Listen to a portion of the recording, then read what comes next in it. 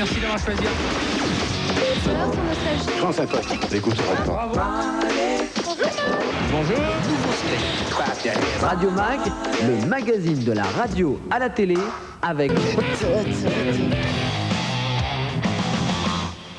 On programme ce qui est à la mode, puisqu'on entend partout en même temps, dans n'importe quelle chaîne de télévision et de radio, on entend les mêmes choses au même moment.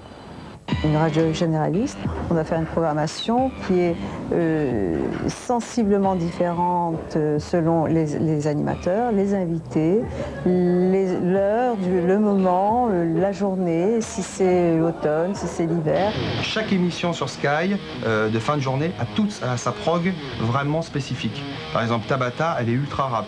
C'est ce qu'elle aime. C'est elle qui a choisi? Ouais. Et sa prog, à un moment donné, elle est rap. Maurice, il est ultra rock, sa prog, elle est rock. C'est lui qui a choisi? Oui, on discute.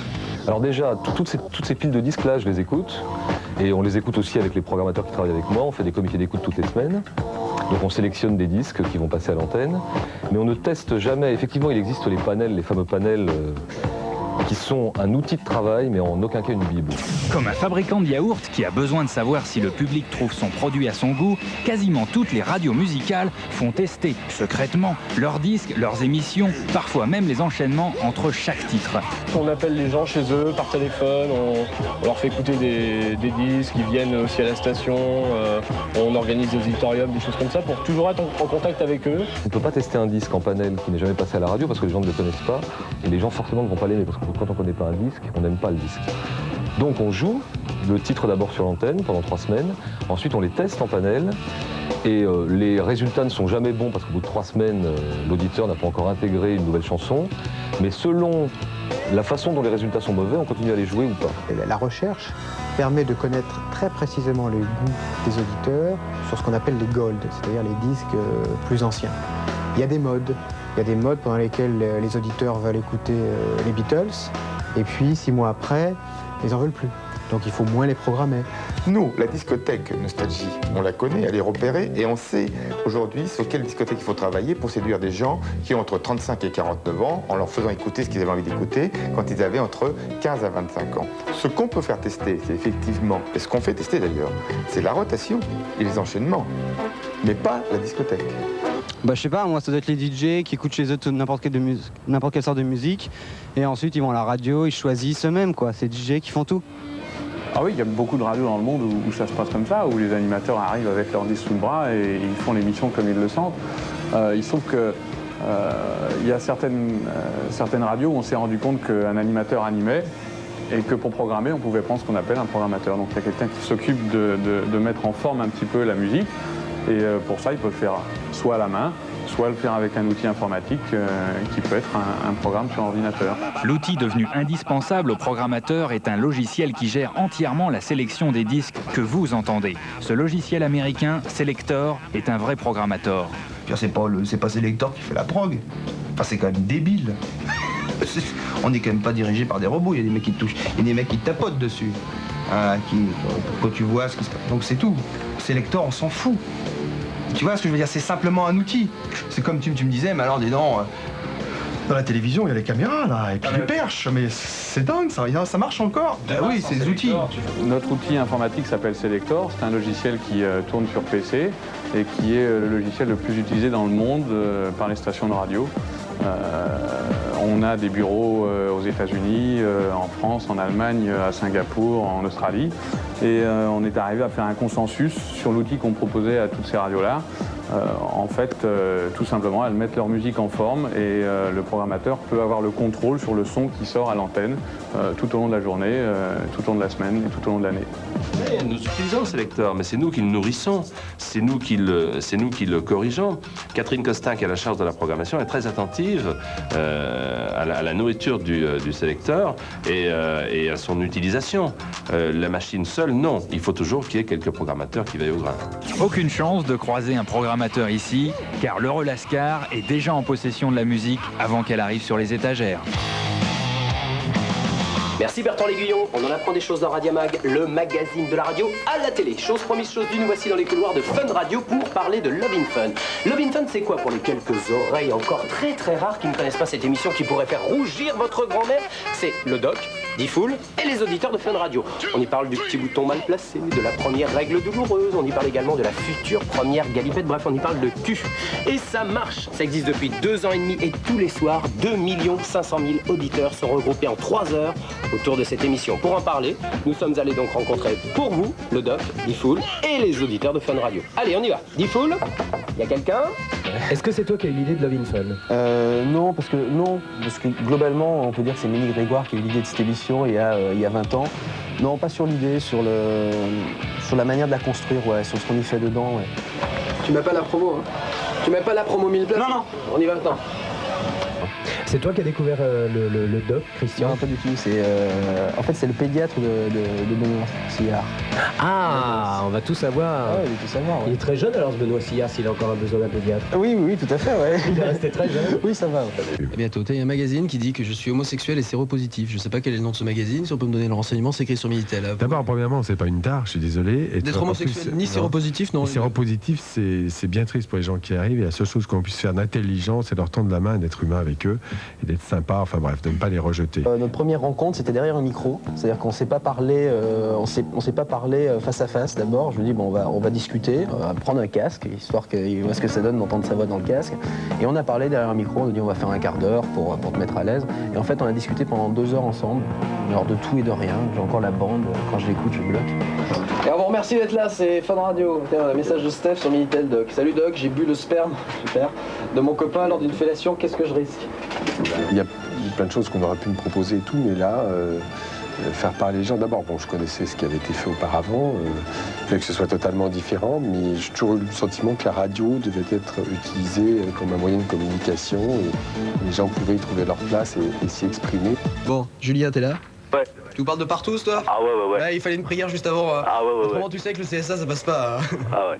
Bon, ouais. Est-ce que le temps a changé? Est-ce qu'il y a des choses qui ont changé depuis cette affaire du CSA? J'avais un peu l'impression d'être jugé.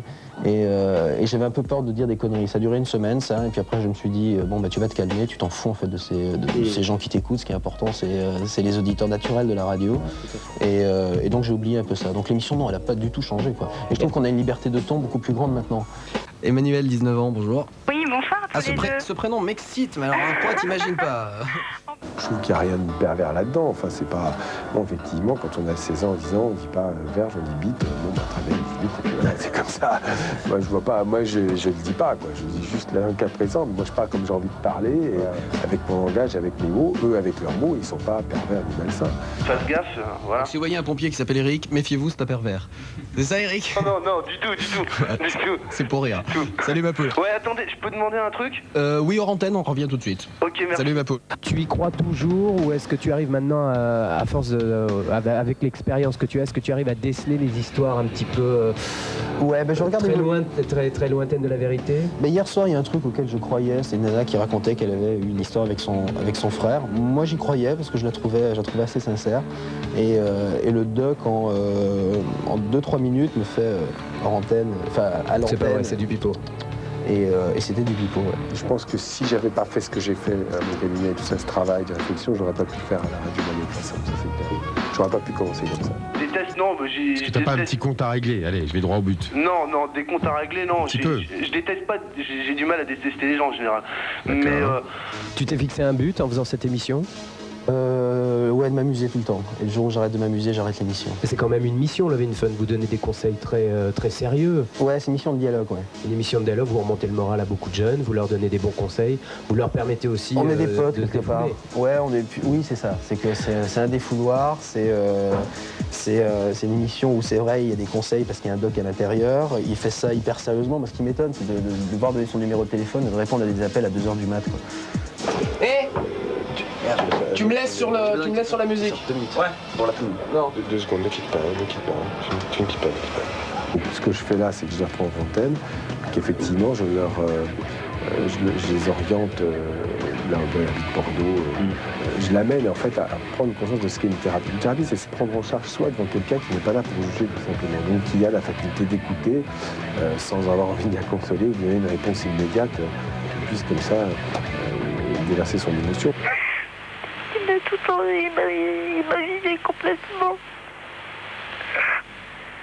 Et là, je suis en train de perdre quelqu'un que je croyais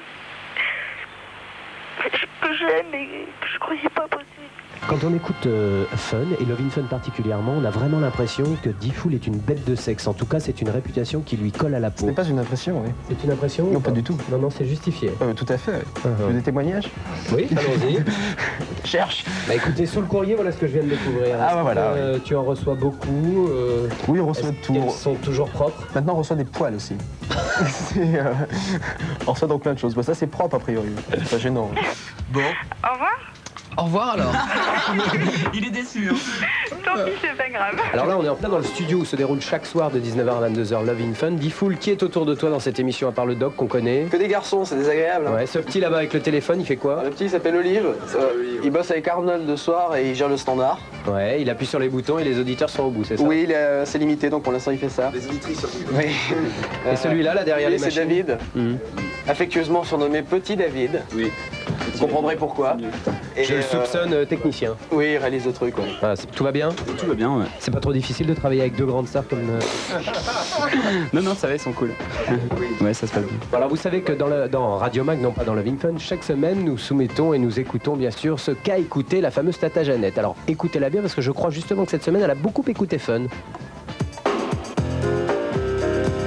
La sélection de Tata Jeannette.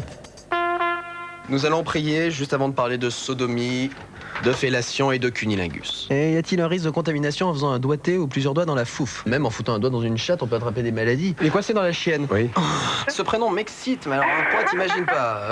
Tu seras fouetté ce soir. Ah bon, c'est fini? On se quitte comme ça? Oh, je suis dégoûté.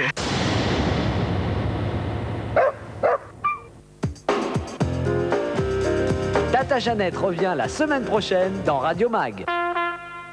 Oui, alors comme prévu, c'était donc très croustillant. La Tata Jeannette a écouté Fun. Est-ce que c'est normal d'entendre autant d'injures, autant de monstruosités sur une radio jeune? C'est un worst of. Hein. C'est le pire de Fun Radio. Mais non, parce que c'est libre antenne, donc chacun parle comme il veut, quoi, en gros. Nous aussi, d'ailleurs.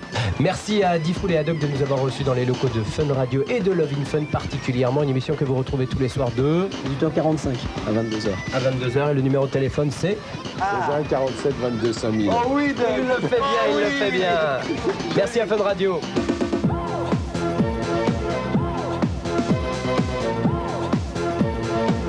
Voici venu le moment des infos de Radio Mag. OFM. Allô OFM? Oui, bonjour. La radio de Suresnes s'offre 500 reporters. En effet, en collaboration avec France Télécom, OFM vient d'offrir 500 des fameux appareils téléphoniques portables Bebop à des auditeurs qui, en contrepartie, devront appeler régulièrement leur station de radio favorite, OFM, pour parler de leurs émotions, de la pluie, du beau temps, bref, raconter leur vie. Europe 2. Amateur de gratte, Paul Person vous défie de vous mesurer à lui pour gagner une Gibson Les Paul Gold sur Europe 2. En effet, tous les samedis de 19h à 20h, Europe 2 diffuse un solo de gratte de Paul Person que vous devez imiter. Les 10 meilleurs gagneront le droit de taper le bœuf avec l'ami Polo à Paris. Et la maman, Charles Aznavour, acteur radio. C'est une réalité jusqu'au 11 novembre sur une quinzaine de radios décentralisées de Radio France. Aznavour, Le Voyage à Valence, est un feuilleton musical d'une trentaine d'épisodes où le chanteur de charme compte son voyage sentimental au sein de la communauté arménienne du sud-est de la France. RFI. Quand RFI a convoqué la presse pour présenter sa nouvelle grille des programmes le mardi 4 octobre dernier, on a trouvé quand même un petit peu culotté que la station veuille gaver de petits fours les médias alors qu'ils étaient en pleine grève mondiale. Et oui, à ce moment-là, ils étaient en grève. Il y a bien eu effectivement réunion, il y a bien eu petit four, il y a même eu une exposition de peinture que nous avons visitée. Seulement, il n'y a eu personne d'RFI pour parler de radio.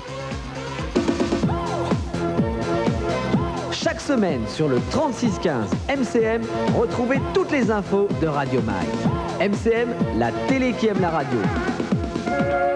Radio Mag, le magazine de la radio à la télé.